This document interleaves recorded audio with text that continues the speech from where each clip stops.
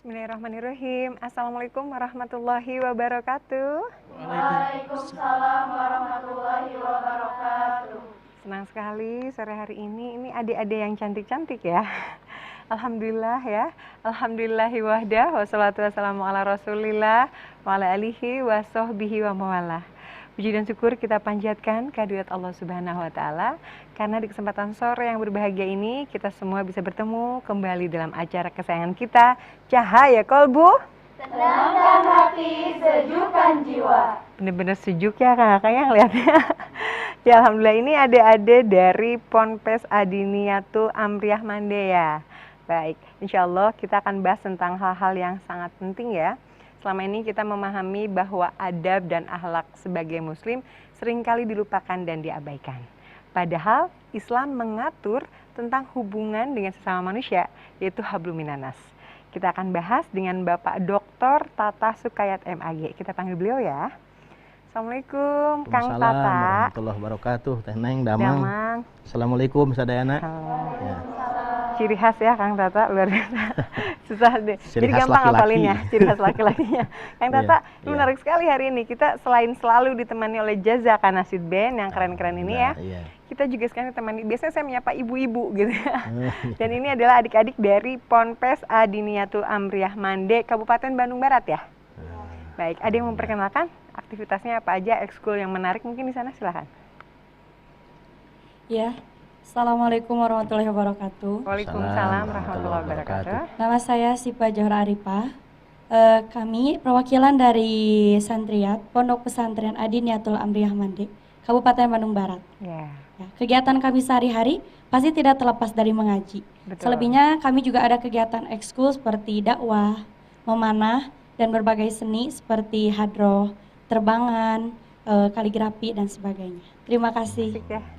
Baik, terima kasih Siva ya. Iya. Kita kembali ke tempat. Kita akan lanjutkan dengan tolabul ilmi dengan Pak Ustadz ya. Baik, Pak Iya. Ustadz, mangga kita langsung saja. Nuhun Teh.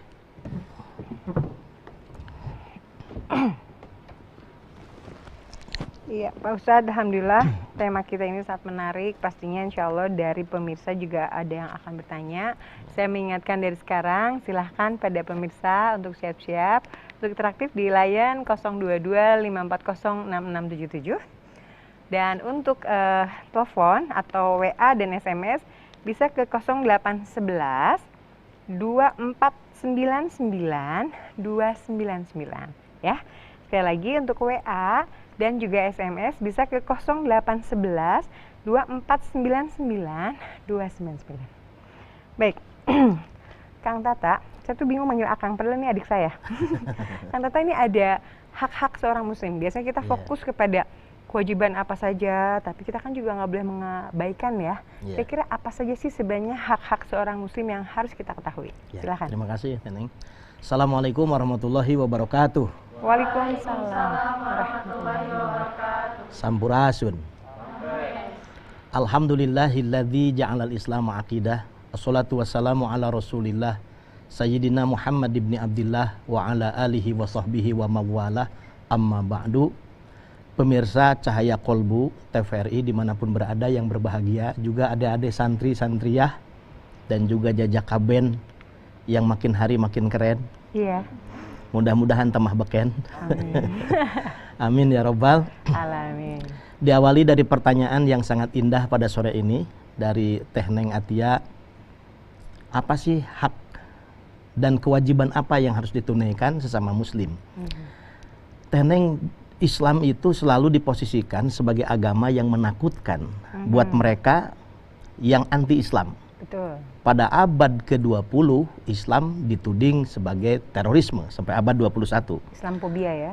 Islamophobia. Pada abad 19 sekularisasi antara Islam dengan politik dengan ekonomi, sehingga Islam itu diidentikan ngurus akhirat semata. Betul. Nah, ternyata pada abad ke-18 itu ajaran Islamnya justru yang diserang. Sehingga ada 3 kelompok yang mempelajari Islam itu. Pertama, ada muslim seperti adik-adik para santri dari Mande, Bandung Barat ini, muslimah atau umat Islam yang mempelajari Islam untuk diyakini dan diamalkan, betul nggak? Betul.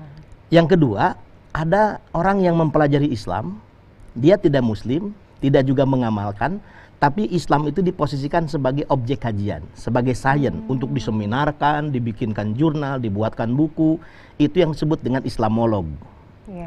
Yang ketiga, ada mereka yang tidak beragama Islam, meskipun untuk hal-hal tertentu kadang-kadang mengaku sebagai Muslim, mempelajari Islam, tapi untuk mencari kelemahan-kelemahan Islam.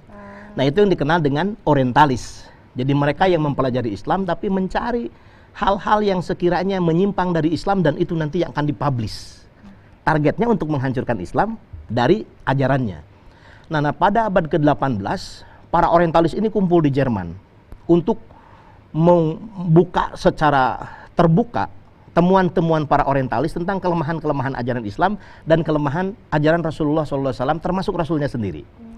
Nah, sedangkan sebagai pembandingnya, yang mewakili umat Islam, ulama terkemuka yang sangat terkenal kecerdasan dan kesalehannya, bernama Syekh Muhammad Abduh.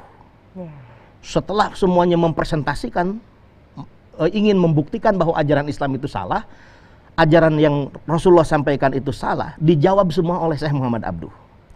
Dan jawaban Syekh Muhammad Abduh tidak ada yang bisa menyangkalnya, kecuali di forum itu mengakui bahwa Islam itu ajaran yang sangat sempurna.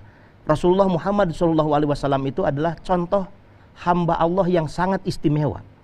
Nah, sampai Ernest Renan pun, Joseph Ernest Renan, nama filosof berkebangsaan Prancis, mengacungkan jempol pada pernyataan-pernyataan Syekh Muhammad Abduh.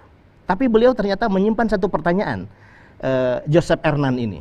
Kata Joseph Renan, wahai Abduh, aku akui kesempurnaan ajaran Islam yang telah engkau paparkan. Aku akui kesempurnaan Rasulmu yang telah engkau sampaikan. Tapi pertanyaan aku satu, di mana kesempurnaan ajaran Islam itu kini diamalkan? Di mana kesempurnaan contoh Rasul Muhammad itu kini diamalkan? Dari semua pertanyaan bisa dijawab oleh Syekh Muhammad Abduh, kecuali pertanyaan ini, Teneng. Syekh Muhammad Abduh hanya menjawabnya dengan tertunduk malu, bahkan meneteskan air mata, karena beliau tidak mampu menunjukkan di negara mana, di komunitas mana. Mungkin kalau ada organisasi Islam, organisasi Islam mana yang komitmen mengamalkan kesempurnaan Islam dan mengamalkan kesempurnaan Rasulullah Muhammad SAW. Bukankah kita masih merasakan antara ajaran Islam yang sempurna itu belum sebanding dengan pengamalannya? Kata orang Betawi, istilah kata, ibarat api jauh dari panggang. Nah, kemudian satu abad berikutnya diadakan penelitian ilmiah dengan variabel X-nya, Islamic Capacity Index, 100 kriteria ajaran Islam yang disebarkan ke 200 negara. Ternyata yang menempati urutan pertama itu New Zealand, yang relatif amalan-amalan hidup mereka itu berdasarkan ajaran Islam. Itu sekian abad yang lalu. Negara kita urutan ke-41. 41 ya? Zaman dulu. Kalau sekarang Allahu a'lam. Mungkin ada peningkatan, mungkin ada penurunan. Kita bisa merasakan dan menilai sendiri. Apa yang hilang? Yang hilang itu adalah visi Rasulullah diutus ke bumi ini. Innama bu'istu liutamima makarimal akhlak. Aku diutus, kata Nabi, untuk menyempurnakan akhlak. Yang pernyataan ini, Teneng, langsung spontanitas oleh Ali Abdul Thalib itu, salah seorang sahabatnya, memprotes, ya Rasulullah, kalau saja perintah Allah itu suruh memindahkan Jabal Uhud dari Madinah ke Mekah, itu kita sanggupi deh. Mungkin sehari sebakul, 2 hari 2 bakul akan pindah. Tapi siapa yang menjamin bisa memindahkan manusia dari akhlak buruk pada akhlak yang baik? Tapi ini visi Rasulullah, tidak tergoyahkan dan tidak terbantahkan. Beliau akan sampaikan dan beliau upayakan untuk menyempurnakan akhlak. Di dalam akhlak itu ada yang disebut dengan hak dan kewajiban tentunya. Kalau kita sebagai umat Islam, pasti ada timbul akhlak yang ada hubungannya hak dan kewajiban. Apa yang disebut dengan hak? Hak itu sesuatu yang harus kita terima. Apa yang disebut dengan kewajiban? Sesuatu yang harus kita tunaikan. Itu gampangnya. Jadi kalau sesuatu itu harus kita terima, berarti hak kita. Kalau harus kita tunaikan, berarti kewajiban kita. Nah, ternyata ada hal yang sangat praktis yang beliau Rasulullah SAW sampaikan dalam hadisnya yang sahih, diriwayatkan oleh Imam Muslim. Hakul muslim alal muslim situn. hak umat Islam. Dari umat Islam lain itu ada 6 saja. Yang kemudian umat Islam yang lain itu berkewajiban menunaikannya, umat Islam yang lain punya hak untuk menerimanya. Apa saja itu, Pak? Yang Soalnya pertama, kan kita suka pada belibet ya, ada 5 atau 6, mana yang prioritas gitu. Iya. Mudah-mudahan kalaupun 5 bisa kita amalkan, kalaupun 6 semuanya bisa kita amalkan. Ya, ini simple, sederhana, ada dalam kehidupan sehari-hari, bahkan sudah menjadi budaya kita dan kita tidak sadari itu telah menunaikan hak dan kewajiban kita. Satu, misalkan idza laqitahu fasallim alaih, ketika bertemu memberikan keselamatan. Dengan apa? Dengan 3 hal. Yang pertama dengan ucapan. Jadi kalau bertemu satu dengan yang lain minimal mengucapkan assalamu alaikum. Kalau panjangnya assalamualaikum warahmatullahi wabarakatuh. Nah, itu saling mendoakan di lisan kita. Tentu ketika kita mengucapkan salam itu, ya fonologikalnya, yang diucapkannya itu memberikan salam, kedamaian, selain penghormatan, kemudian kan ekspresi kita juga kedah ramah, kira sesuai. Assalamualaikum tapi kereng. Nah, saya sering melatih kalau latihan public speaking teh. Biasanya salam itu apalagi kalau dalam konteks lomba, yang diucapkan salam tapi wajahnya tegang. Assalamualaikum warahmatullahi, mestinya kan ramah. Wajah ramah. Nanti kalau menggunakan teori komunikasi stimulus respon, kalau kita ramah sama orang, orang pun akan ramah pada kita. Jangankan manusia, teneng, binatang pun kita perlakukan ramah, dia ternyata ramah juga. Feedbacknya jelas. Feedbacknya jelas. Nah, jadi sebelum salam itu harus kelihatan wajah kita ramah. Ini memberikan keselamatan pertama. Yang kedua mengucapkan salam, yang dijawab lebih baik lagi jawabannya. Ini dari lisan. Yang kedua, yang tersimpan di dalam hati, memberikan keselamatan yang sudah disimpan di hati. Tidak ada niatan lain. Nah, kemudian yang ketiga, nanti perilakunya. Maka ada perilaku memberikan keselamatan kepada orang lain, selain ramah, mengucapkan salam, hati juga berniat ingin membangun persahabatan yang tulus. Kemudian wasfahu, musafahah, berjabatan tangan. Urang Sunda mah nyebatna sasalaman, patarema panangan.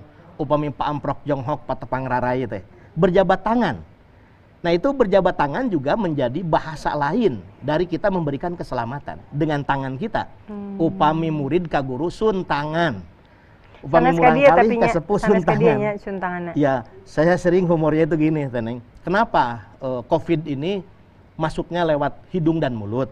Kalau kita boleh introspeksi, mungkin mulut kita terlalu banyak gosip, terlalu banyak menebar fitnah. Seerti ngomongkeun batur, sok ngomongkeun batur tara Neng. Ieu mah lain ka batur diomongkeun teh guru sorangan diomongkeun. Aya nu sok ngomongkeun guru nyalira aya? Henteu ieu mah saroleh. Saroleh, da santriah. Saroleh. Ya. Amin ya robbal. Nah, ini karena itu virus bisa lewat mulut, mulutnya ditutup pakai masker. Juga lewat hidung. Da pangamungna tos tara dianggo kanggo suntangan, suntanganna jadi kana cepil aya nama ka dieu.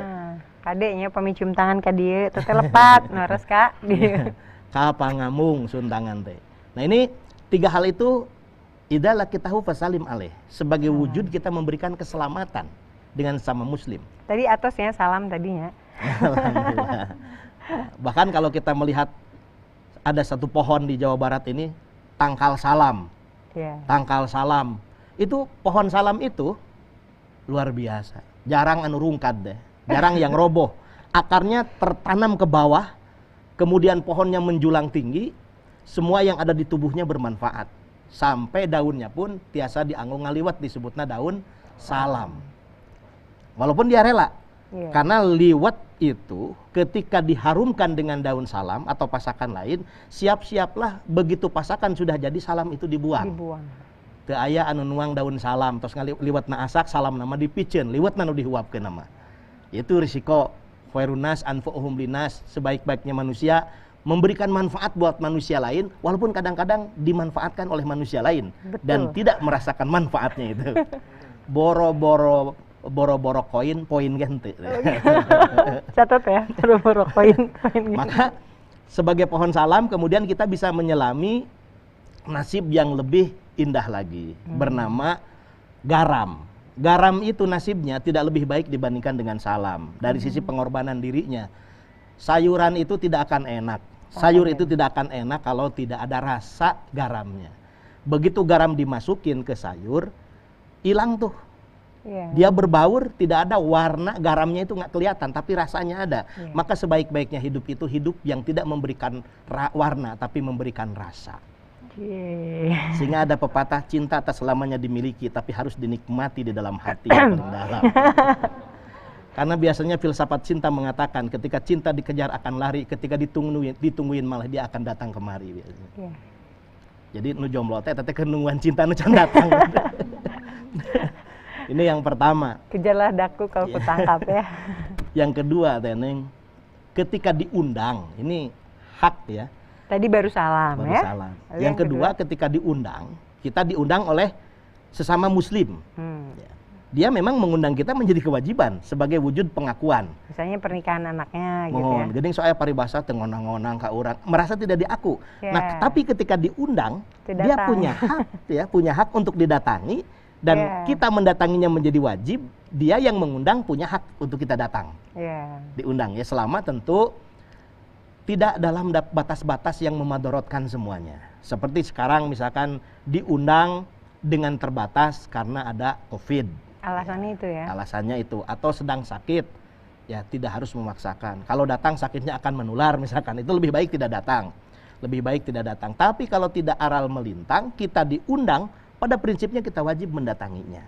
Untuk kalau kebahagiaan, dia berbagi kebahagiaan disebutnya tahadus binikmah. Iya. Nah, kemudian kita ikut bahagia di atas kebahagiaan orang lain, itu pun menjadi bahagia. Nah kemudian kalau dia, yang ketiga nih, hak yang ketiga, kalau dia bersin suka bersin nggak? Kemudian terdengar apa bacaan setelah bersin itu? Alhamdulillah. Nah, kita mengucapkan kalau laki-laki yarhamu, Hamukallah. kalau perempuan yarhamu. Terus dijawab lagi yahdi. Yahdikum. Terus dijawab lagi. Ya sudah. Ya sudahlah. Teneng, saya pernah bertanya ya ke dokter spesialis, dok, kenapa sih kalau bersin harus alhamdulillah? Dokter itu bilang karena ketika bersin itu jantung berhenti berdetak. Artinya kalau jantung tidak berdetak kan mati. Nah, tapi itu begitu cepat ya, maka begitu beres bersin itu alhamdulillah. Kita bersyukur kepada Allah, jantungnya berdetak kembali. Kalau sudah bersin tidak terdengar alhamdulillah, jangan-jangan jantungnya tidak berdetak lagi. Bahaya ya. Atau kita tidak bersyukur terhadap detak jantung. Padahal itu sangat penting ya. Baru 3 ya Pak Baru Ustadz. 3, Kita akan lanjutkan Oh, selanjutnya. enggak. Ya pemirsa dimanapun Anda berada dan juga adik-adik yang saya sayangi, insya Allah kita akan kembali setelah jeda berikut, tetap di Cahaya Kolbu. Tenangkan hati, sejukkan jiwa.